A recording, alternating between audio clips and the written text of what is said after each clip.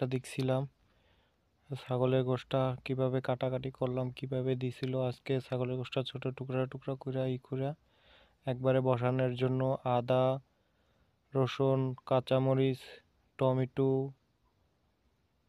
শুকনা মরিচ, ধনিয়া পাতা যেগুলো দরকার আর কি, ধনিয়ার গুঁড়া আর কি, যতগুলো আছে সব মশলা একসাথে দিয়ে একবারে বসাই দিব, যাতে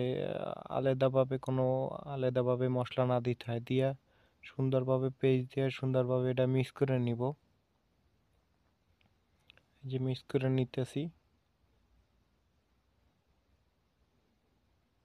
তেলটাও দিয়ে দিবেন একসাথে।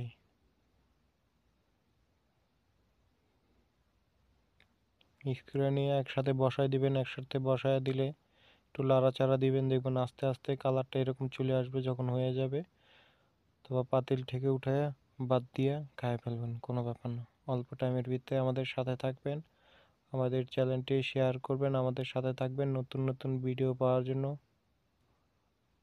গরম গরম ভাতের সাথে ছাগলের গোশত